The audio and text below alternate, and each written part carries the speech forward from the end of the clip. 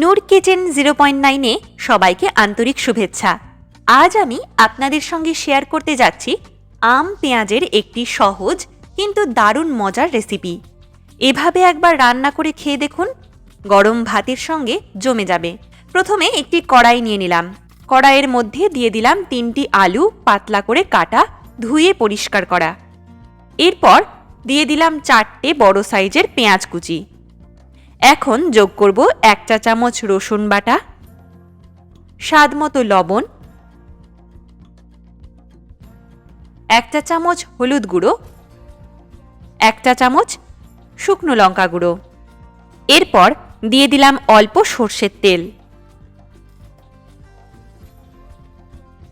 সব উপকরণ হাত দিয়ে ভালোভাবে মাখিয়ে নিলাম। এখানে আমি আম পরে দেব, এখন দিচ্ছি না। এবার কড়াইটা চুলায় বসিয়ে ঢাকনা দিয়ে ঢেকে দিলাম। মাঝারি আঁচে কিছুক্ষণ কষিয়ে নেব। কষানো হয়ে গেলে অল্প জল দিয়ে দেব। জলটা বেশি দেব না, খুব অল্প। আবার ঢাকনা দিয়ে ঢেকে মাঝারি আঁচে রান্না করব। আলুগুলো যখন প্রায় সিদ্ধ হয়ে আসবে তখন দিয়ে দিলাম কাটা আম।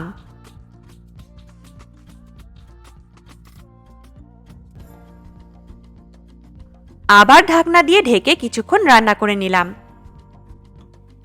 এখানে বেশি ঝোল করব না, রান্নাটা থাকবে মাখা মাখা ভাবের।